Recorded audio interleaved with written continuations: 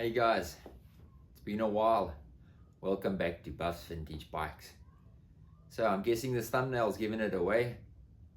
The iconic Peugeot PX10. Wow, what a bike. Ridden by the best of the best. Eddy Merckx, Bernard Thévenet, won the Tour de France on it. Tom Simpson. These bikes for the time were absolutely cutting edge. Reynolds 531 tubing, French goodness in that Simplex group set. Beautiful 5-star crank. Lovely, lovely bikes. Highly sought after now by collectors. This particular bike was bought in New York City via eBay, got shipped to South Africa, and then I was the lucky one who was asked to restore it for a fellow collector here in Cape Town. It challenged me a lot. It took me over a year this project to complete. Okay, I wasn't working on it full time, but it still gave me a lot of hard work. So I truly hope you're going to enjoy the video. Stick around.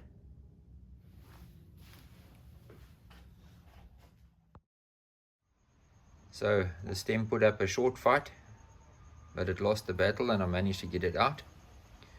So that's all the parts stripped off the bike and ready for restoration now. And then I'll have the frame blasted and start on the respray.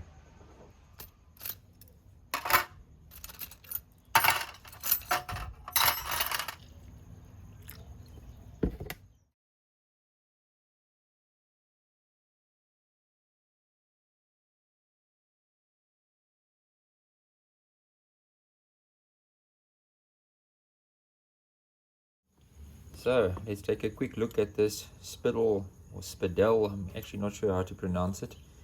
Seat post, made in France. It's a press fit into the cap. It's got a pin that goes all the way through that you can't remove. You can see inside the pin down there. So that's holding the cap onto the post, so stop it moving around. And then at the back here, it's got two adjusting bolts where you set your saddle tilt. And then that obviously also clamps your rails and allows your fore and aft movement as well.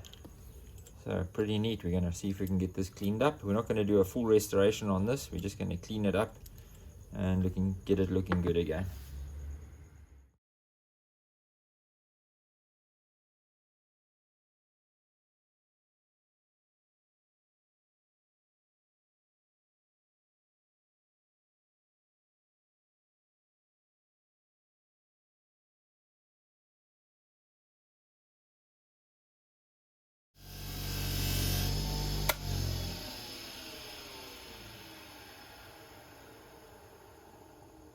So when I say I'm not going for a full restoration, this is what I mean. I'm still going to clean the part up. I'm going to polish the part.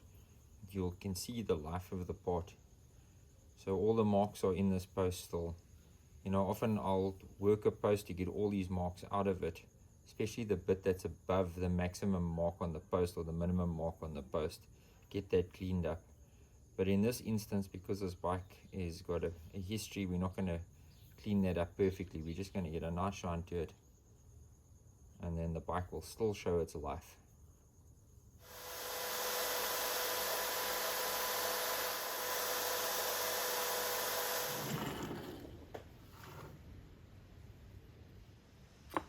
So this is 48 hours in evaporust. I know a lot of people say 24 hours is sufficient. I have found through personal experience that in 24 hours I don't get enough rust off, and 48 hours seems to work a whole lot better for me, without doing any damage to the parts.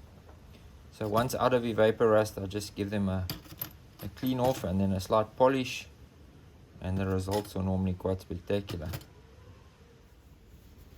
I mean, look at that. 50 years old piece of chrome. This is like jewelry. Look how beautifully that just cleaned up. Quite remarkable. I'm always fascinated with this part of the process. One of my favorite things to do as well. Just giving them some new life. Even without a re-chroming, just a little bit of attention and you get it looking so good again. Amazing. And these little steel bolts that come out of evaporust often have this black coating on them. Not like the, obviously not like the chrome. Don't give up on them. Stick them in your drilling machine, a little bit of polish, get them looking like new again.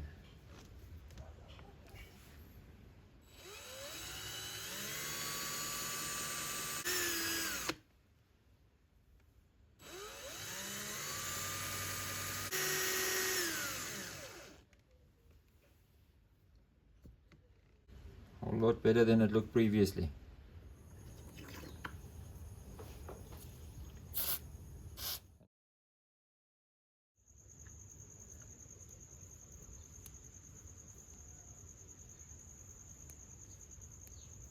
This Simplex rear derailleur is in really good condition considering its age. No cracks in the delrin, which is unusual for these. Often they crack with old age. So I'm just going to pull the derailleur wheels off, give them a clean up, a re-grease. Even the adjustment screws are looking good.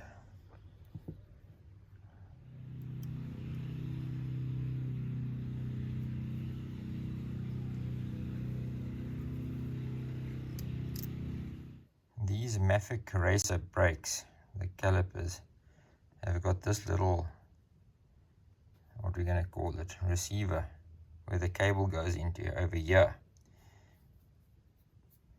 And it's recessed to take the head of that cable. So if I can just show you. But the old cables were this size, so that fits inside there perfectly. But the new Shimano cables are slightly oversized. So if you look at those two, you can see the size difference. So this one now, the new one that I want to cut, doesn't fit inside there. So I just put that on my Dremel, on a small little sanding disc on the Dremel, and then spin it down to size.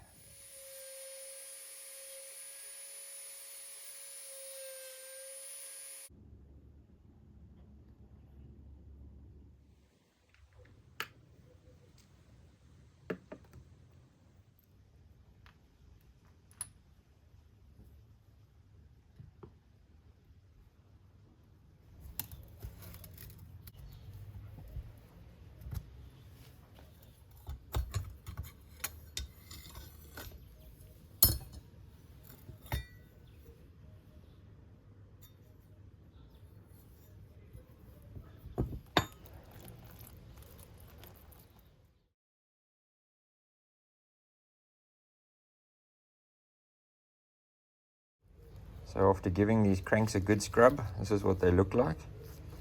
And you can still see the patina in them. That's dirt ingrained into the alloy. So what I'm going to do now is I'm going to put it on a fine brush on my drilling machine. And we're basically going to get rid of those dirt marks out of it. Give it a slight burnish without scratching it too badly. And then I'm going to put it on the polishing wheel. And all these little dings and marks and stuff like that, I want to keep these in these cranks. So I want the cranks to shine, but I still want to show the years and the service that they've had. We're not trying to get these things looking brand new. So these marks, the scuff marks that are on the crank, are going to stay.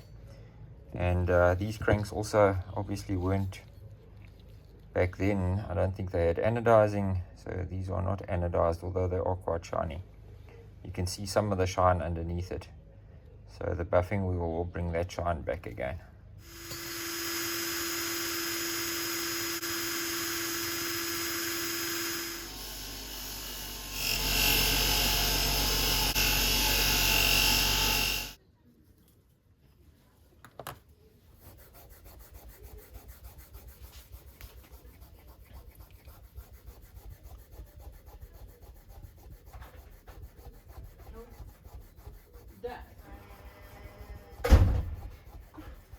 Dad, do you know what this sticky pointy thing is?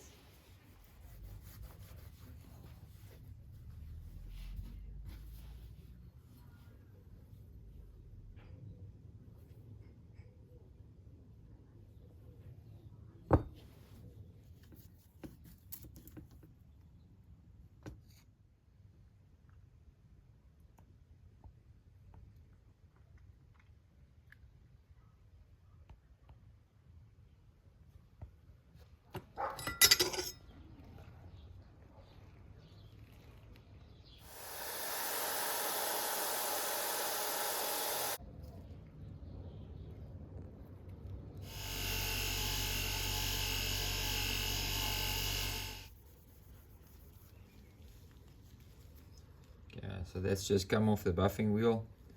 I'll put a little bit of polish on it now, and then we're going to call that done.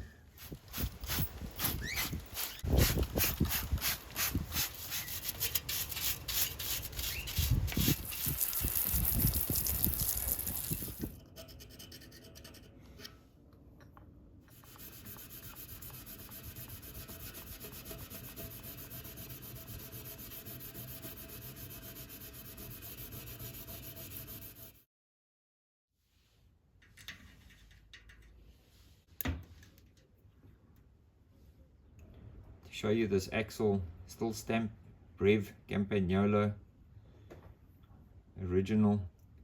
These bearing faces still unbelievably smooth, very little pitting. Look at that. There's just no substitute for quality.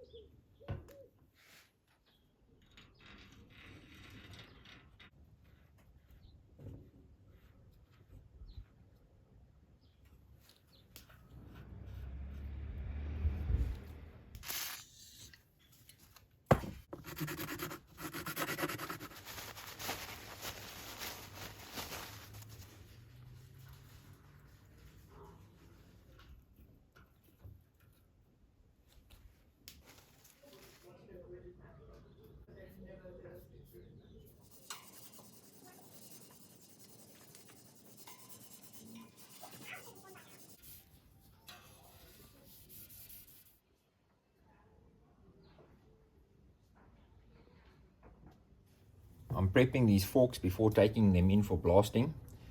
The chrome's got a little bit of pitting on it, so again, WD-40 aluminum foil, just giving it a rub down. Get rid of those rust pit marks that are on it, and then put it on the buffing wheel and get it looking good before I take the fork off for blasting. I'll obviously mask it before they blast it to protect it.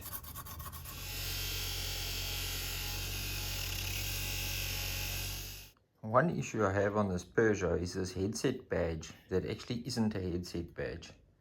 It's rather strange. It's got the rivets in it, but it's actually more a decal.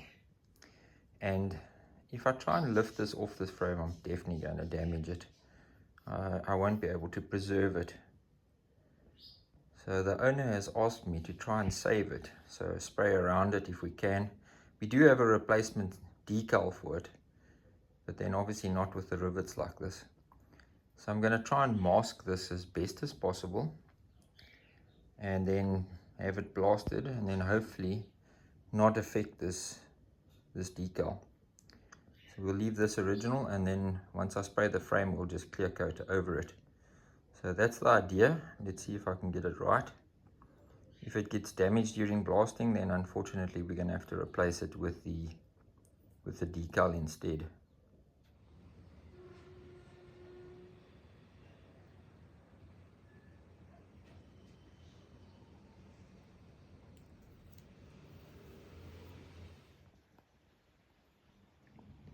So that's the headset badge masked.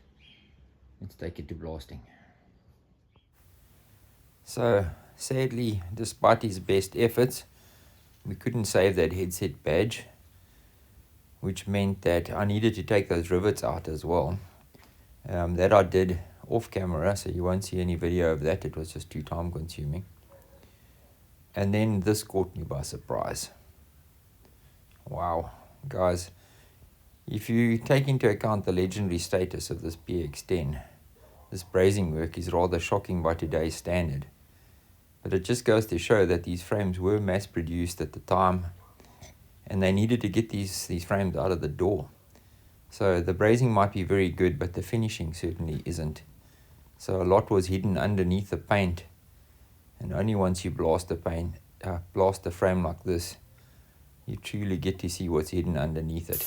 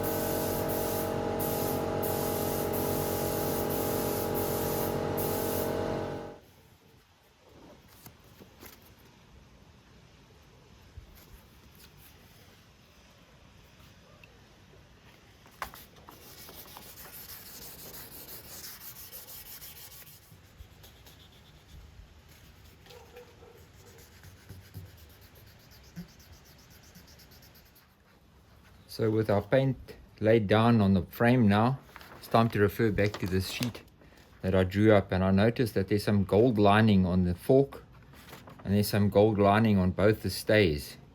Now I can't do pinstriping, and I think doing pinstriping on this curved surface would be extremely difficult to keep it consistent.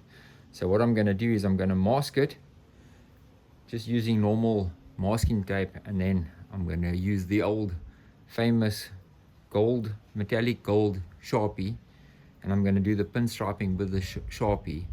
And then when I bury it in the clear coat, it's going to be sitting behind some UV protection. And I think that's the best way I'm going to be able to get these rings around the fork and the stays. I should add, this isn't masking tape. This is Tamiya pinstriping tape that I'm using.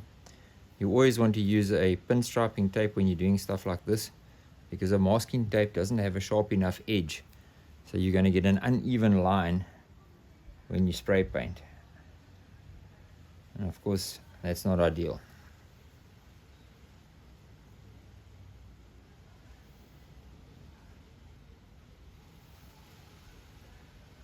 You obviously want to get this nice and even all the way around the fork. You certainly don't want your spacing being thick in some places and thin in other places. That's not going to look too professional.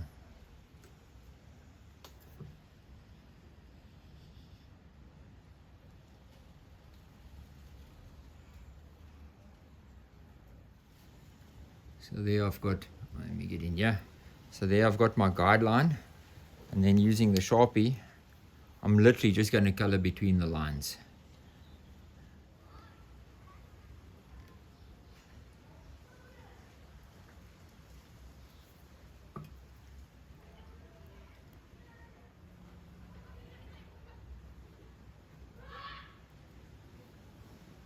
So I ended up going over it 3 times just to get some consistency. Doesn't look too bad. Got a little bit of creep over there on the inside which I need to clean up, but that'll work.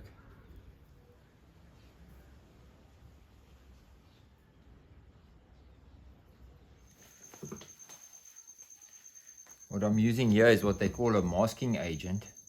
It's like a compound which dries into almost like a rubber, and then when it's dry you can just peel it off. And I'm going to be painting the inside of the headset with it so that I can spray the outline of these Nervex lugs in black. Now, on the original PX10s, those lugs, unlike most frames that are painted on the inside of the lug, the PX10 isn't. So it's white on the inside of the headset tube, and it's white up on the edges. So just the edges are black on it, which means I need to mask all around the inside of this headset. And I gave it some thought. Very difficult to mask it with normal masking tape or pinstriping tape. This is probably the best way to do it. So carefully just gonna paint inside the lines basically. Spray paint it and then peel it off and see what effect we get. Obviously when you're spraying black on white, you need to be super careful. Mask everything off because the black comes through so quickly onto white.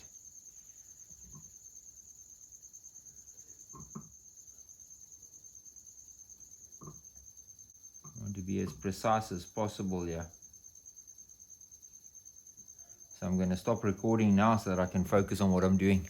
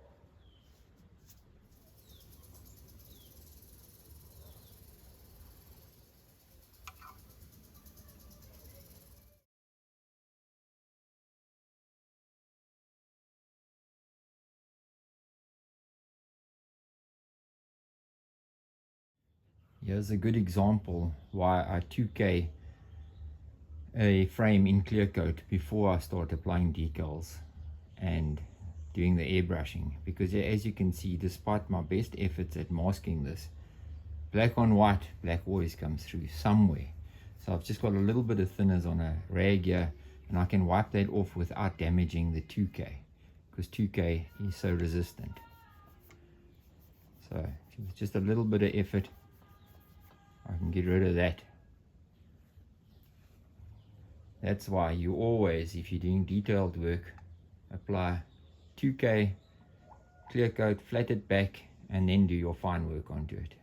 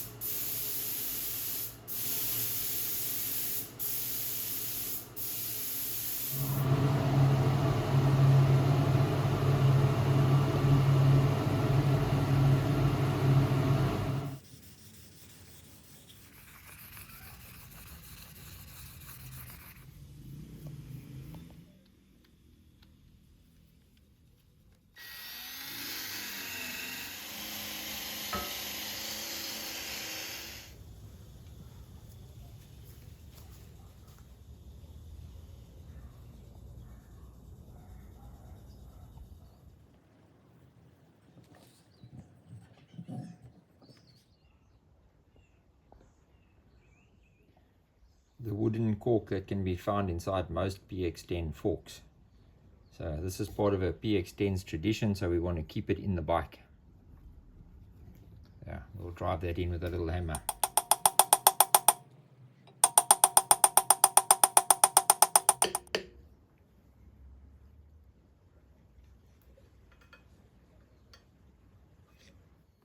So these were the Weinmann brake levers that were on the bike. Quite good nick, but not original. So the owner of the bike managed to get hold of a set of Mafac levers to match the brake calipers as well. And then luckily they still had the original hoods. Unfortunately looking a little bit cracked, as most of these hoods do, if you can even find them. That one's got quite a big crack in the front. But we'll treat them with kid gloves. We'll give these a little bit of polish. Luckily they're not too damaged, not too many scratches on them. Actually no scratches on them, which is quite remarkable for something this old. So we'll just hit them with a polishing wheel and they should look good as new.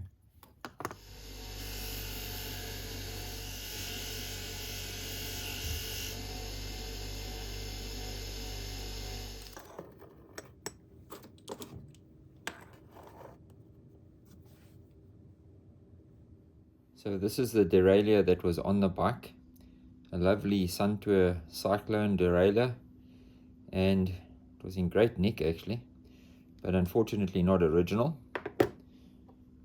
The owner managed to find the original Simplex derailleur, and a bonus is that the Delrin is not cracked on this one. So to give you an idea, it's almost like a Bakelite. We used to call it Bakelite back in the old days on pen reels, for those of you who fished. This is called Delrin on this. They often crack. And to give you an indication, this is one of my own old front derailleurs, the same derailleur, and you'll see over there, you can see the crack. So from tightening the pinch bolts over the years, they're prone to cracking through the middle.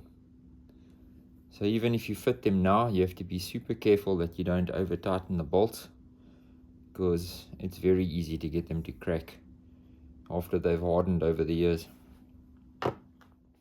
This chain totally surprised me. I had no idea it was a gold Cedis chain. After putting it in an ultrasonic cleaner for about 20 minutes, I took it out and it came out gold, and then dumped it in evaporus for 48 hours, and that was the result. Super pleased with that. Really looked nice. So now time for the fun part, to start the build of the bike. This is always where the hard work starts rewarding itself.